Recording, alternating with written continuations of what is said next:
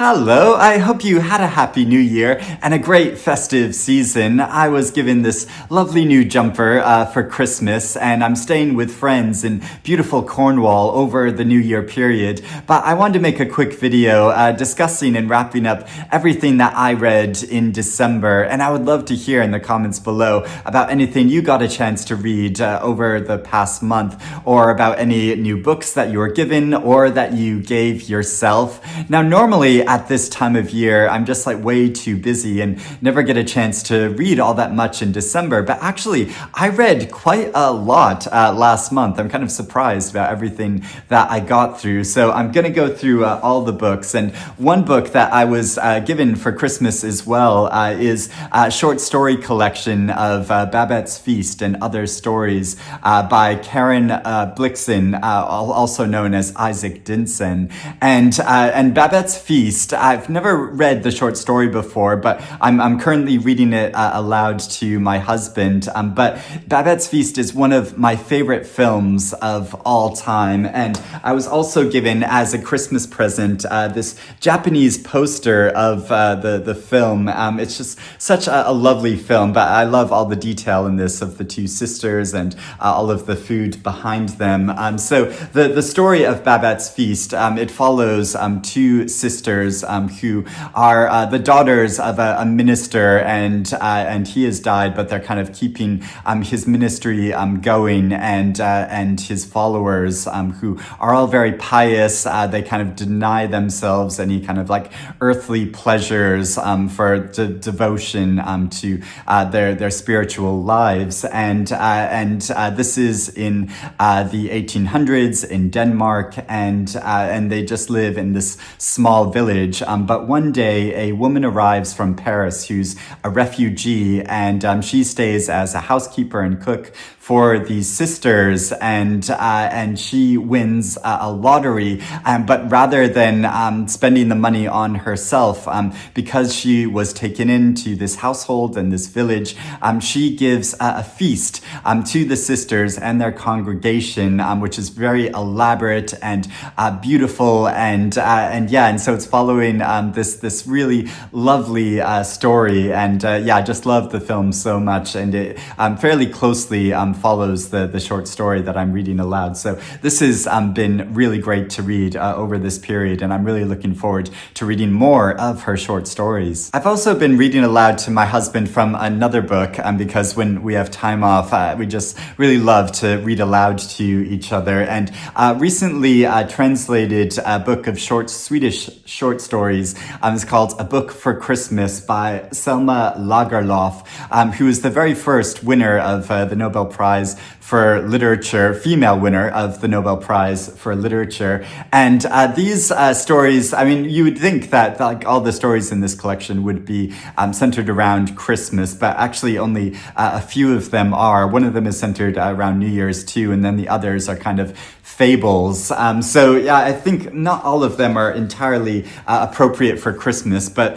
the very first short story, the title story of A Book for Christmas, is really lovely tale about a girl that just wants to be given a book for Christmas, and then and following that story over the Christmas period. But then there's also a very odd short story called The Skull, which is also set over Christmas and follows a husband and wife, and a husband who turns or threatens his wife when things aren't going the way that he wants, it's a very bizarre story, and then following them through a feast, and how he discovers a skull in a graveyard, and how this kind of like changes his perspective on things, but also changes his wife's life, and it's quite an odd sort of surreal story. And then some of the other fables, they're just kind of these lovely like odd tales, and this has been a really curious thing to read aloud and share together. With my online book club in December, we read together the short novel Animal Life by Audur Eva Olafsdottir, who's an Icelandic author, and this is set just before Christmas, following a woman who's a midwife, and she lives a fairly solitary life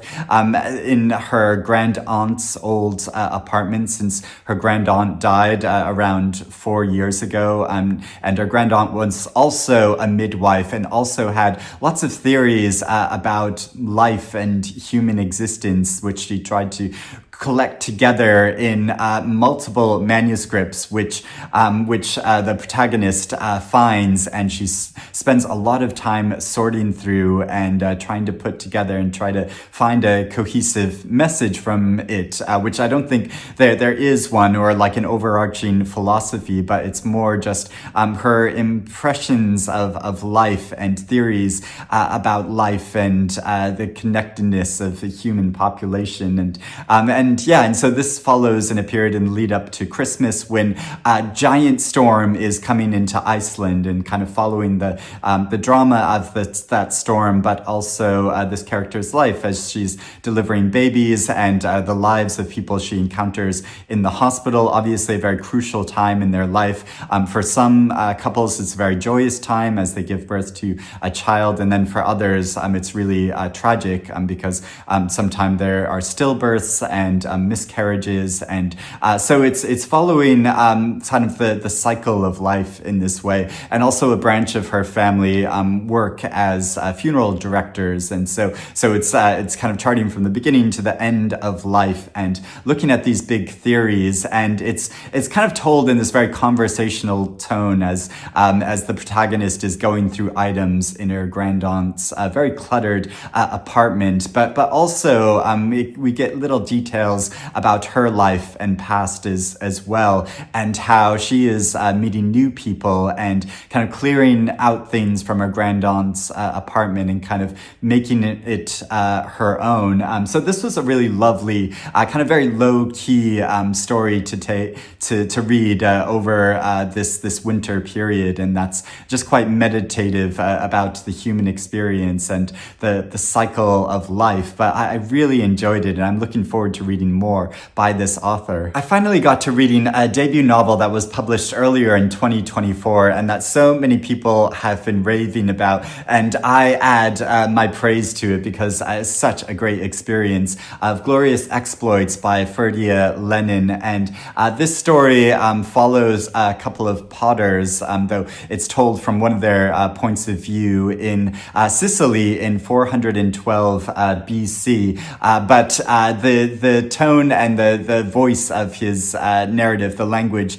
that he used, isn't from this period of time, but it's more like Irish dialect, so it's kind of taken this modern dialect into this much older time, and this was a period when some Athenians had invaded Sicily and tried to take it over, but they failed, and so those Athenian soldiers that are left are being held prisoner in a quarry, and these potters travel down into this quarry and are interacting with these soldiers and find out that they know a lot of the dialogue from Greek tragedies, and so they stage a performance of Medea with some of these soldiers in exchange for food, and it's this kind of scheme that they create together. And the narrator's voice is so lively and fun, although he's describing some really like horrific things of kind of the aftermath of war, and many people have been severely traumatized by this experience, both the Athenian soldiers and the Sicilians living in this area who have lost family members and whose like homes have been ravaged, and so naturally are very antagonistic to these Athenian soldiers. But it's kind of about how art like brings communities together and sort of touches upon human experiences and human things that we share in common, that make us human, and I think it's so beautiful how it describes this experience, but also just the narrator is so lively and fun. It's really pleasurable following him as he sort of falls for a woman, and various friendships that he has and money making schemes that he has. There was one aspect of the story that I thought was a bit of a stretch, where there's this kind of larger than life, very wealthy character who arrives and becomes a kind of patron to them, and I found him to be like a bit outlandish, even though he has his own interesting backstory as well. But yeah, that storyline I thought was like a bit over the top, but in general, I just loved reading this book. It's such an adventure, and but also really meaningful. I also got to reading Entitlement by Rumaan along, because I loved his previous novel, Leave the World Behind, and this was really great. Like it's very easy to read, and really interesting as well, as the story follows a young Black woman in New York City who's had some professional disappointment in her life, and she comes from this complicated family background, but she gets a job as an assistant, or kind of working at a charity of a extremely wealthy, much older white man who's a billionaire, and who just kind of wants to use his fortune for good. And so she goes to work for this charitable organization of his with kind of good intentions to do good things for communities and help redistribute this money. But then things get much more complicated for her personally, as she gets sort of pulled into this wealthy lifestyle, and being used to having money that's just there and available. But also the intentions of this man become more complicated as we get to know him better, as he forges a connection with this younger woman. And and I thought this was really interesting, how there are subtle ways in which I felt my sympathy for her sort of shifting over the novel as she begins taking more and more liberties, and as her morality becomes muddled by this access to power in this way. And I think the novel is really skillfully showing, how money and power, they inevitably warp people's intentions and how they live, and so it's kind of questioning this whole big system in this way. But yeah, this was a really pleasurable novel to read. I read Sophie Elmhirst's great adventurous nonfiction book, Maurice and Maralyn, which is subtitled "A Whale, a Shipwreck, a Love Story," and this follows an English couple in the early 1970s who are kind of bored of suburban life and don't really fit in to the larger culture, English culture, and have this longing to go to sea. So they sell up everything of theirs and buy a small ship and go sailing around the world, across the Atlantic and then into the Pacific. But then while they're in the Pacific, a whale hits their ship, and the ship sinks. So they are stuck on a life raft and a small rowboat for a long period of time at sea. And if you know the Pacific is a giant ocean, and there's not many ships that come by. So it's really harrowing following their story as they're adrift at sea during this period of time, and they don't have any means of communication because Maurice is a bit of a technophobe, and he didn't want any kind of radio contact with the shore, but then regrets that because then they are completely lost at sea. So it's following this very dramatic story, and which is kind of pleasurable to read about from the comfort of home, because you can just kind of enjoy the beauty and the wonder of the ocean, and how there are so many turtles that swim by their crafts, and dolphins, and many different kinds of fish and sharks and whales, but at the same time they're stuck at sea, and they're gradually starving to death, and completely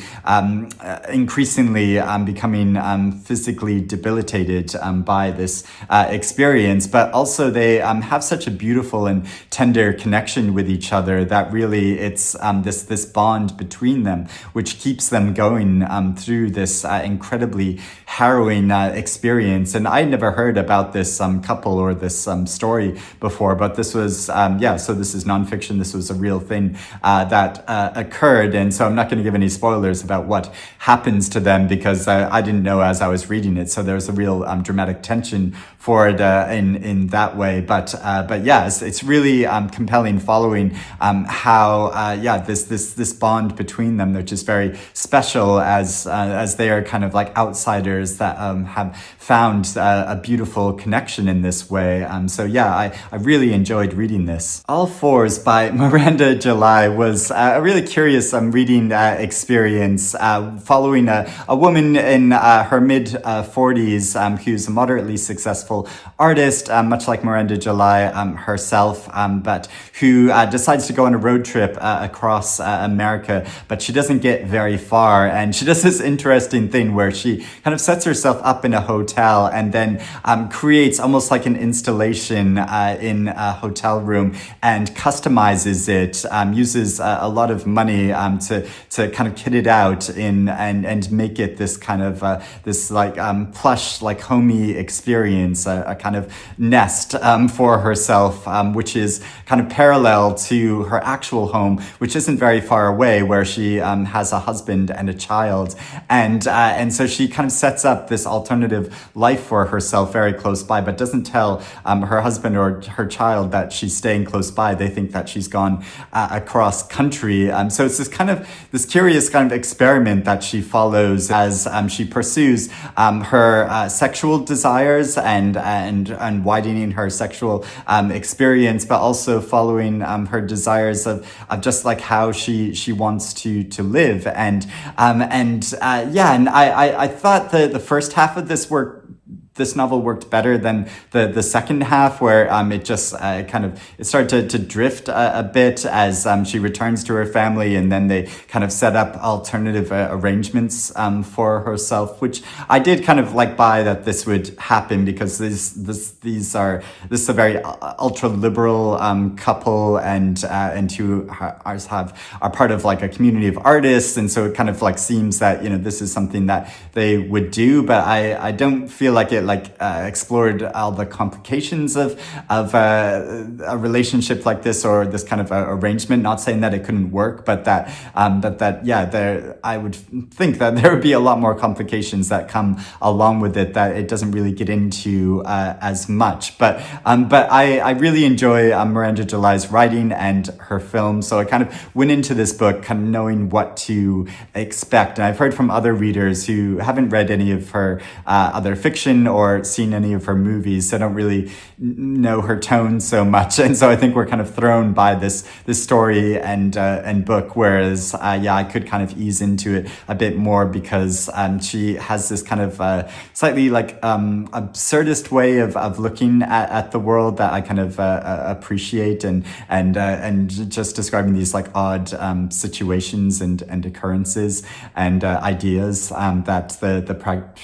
the protagonist has. But I really enjoyed reading this, but it wasn't I don't think like a favorite experience, and definitely not one of my favorite books of the year. So I'm kind of surprised that it's appeared on so many like best books lists and different award lists. A novel which only just recently won a book prize, and that I hope more people are going to be talking about, is Aerth by Deborah Tomkins. And so this won the Weatherglass Novella Prize, which was judged by Ali Smith, and it's not going to be published until later in January, but I was very kindly sent this advanced copy, and I just fell in love with this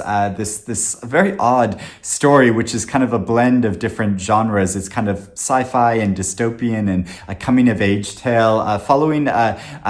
young man named Magnus from his early life and his childhood, living in something that resembles our planet very closely, but which is going through a kind of new ice age. And so there's only a few months of the year when crops can be grown and stored, and and so there's this like a point of environmental collapse, but the society has bonded and formed in this way that they're mutually supportive. They try to do as little harm as possible to other living creatures, and so are very peaceful in this way. But Magnus's own background is quite complicated, as his mother has experienced a lot of loss and grief in her life. She's constantly baking cakes for all of the children that she's lost over a period of time, and so it follows his coming of age story through this, and how he longs for something more than this planet, and Earth is going through a period of colonization of Mars, and so he travels to Mars, and then they learn that there is another double of Earth on the opposite side of the sun, and so he travels to there as well, and he's the first explorer to visit this new world, which is like Earth in many different ways, except this version of the planet is going through a kind of heat wave, and it's overcrowded and overpopulated, and also all of the people in the society is set up in a very individualistic way and competitive way, and there's a lot of war and strife and economic inequality, and so it's how he explores these contrasting societies and contrasting worlds, and so yeah, it's a very curious story in this way, but it has this beautifully powerful, like subtle effect, looking at the way to live and the way to organize society, which I thought was so unique and beautifully written, and just the way it phrases his experiences and perspective and like way of engaging with the world. I thought it was so unique and incredible, and so yeah, I hope a lot more people read this upcoming new novel. There's also a novel which I gave up reading, so I can't like fairly judge it completely, but which just didn't really work for me, which is Fathers and Fugitives by S.J. Naude, who's a South African writer, and I've read a collection of his short stories before and really enjoyed them, so I was really highly anticipating this, and it follows a man who's a South African expat living in London, and who's a writer, and who meets two Serbian men who he kind of takes in. They're a bit like adrift, and so he invites them to stay with him, and then he has kind of affairs with both of these men who are also in a relationship with each other. So it's a kind of complicated triangle, but it has this oddly detached quality to it, where it doesn't really describe the reasoning behind his motivations or the decisions that he makes. And I know that's a very conscious choice on the author's part, and it feels like something which is almost like a part of like South African culture, but which I really struggle with, because I much more enjoy fiction that gets into the nuances of characters' emotions and exploring their desires in this way. Whereas this story so far, which I'd only read, I think like 36 pages of it, so not very much, but was just delivered in a very like flat and straightforward way. And so yeah, I really struggled to get into this book, and then I went and read some reviews to try to decide whether I wanted to continue on with it. And what I read, even though there were some very positive reviews, it made me think like, oh, I don't think this is going to like change, or I'm going to become more accustomed to this style of narrative. So sadly, I decided to give up on reading this. But a novel that did really work for me is Andrew Miller's new book, The Land in Winter, which is set in the end of 1962 and the beginning of 1963 in the west of England, and two couples living in this rural village, like out in the countryside, and one one is a doctor, and his wife kind of came from this privileged society background, and the other is a kind of amateur farmer who's just bought this farm and is trying to learn the trade of farming, and his wife has come from a much more colorful background. She was like dancing in clubs and stuff before she married this man who comes from very like wealthy father, kind of property owner in London, but yeah, he's kind of like left all that behind, and he just wants to have like a simple farming life. And so it follows these two couples over this period of time, and this dramatic snowstorm which occurs, which means that they're kind of stuck at home for a short period of time, but then follows them before and after the storm, as they're caught in this kind of like limbo state of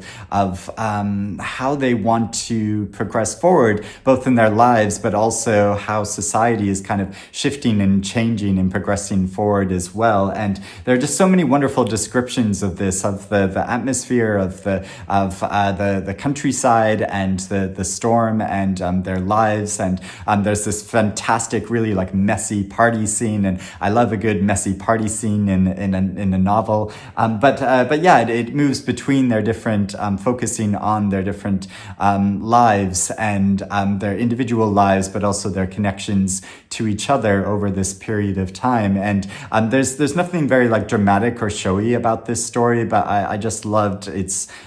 subtle style of observations about their lives during this period, and I just thought it was simply beautiful to read, like especially during the winter. And finally, the novel that I'm currently reading and really enjoying, although there's a lot of harrowing things that happen in this story, is The Lion's Den by Iris Mwanza. And this is set in Zambia, primarily in the early 90s, though it kind of flashes back to the mid 80s as well, as the protagonist Grace is growing up. But it follows her during a period in the early 90s when she's become a lawyer, and the law firm that she's working for, she's taken on this pro bono case defending a young individual who's been arrested for crimes against nature, as it's called, and but he's been persecuted because he dresses in women's clothes and has an attraction for other men. And so she is trying to defend him, but coming against this much larger homophobic system, both in the government and with the laws and with the police, but also in the communities and families that hold these homophobic ideas. And but then there are also other members of the community that are supportive, and individuals that find support together, and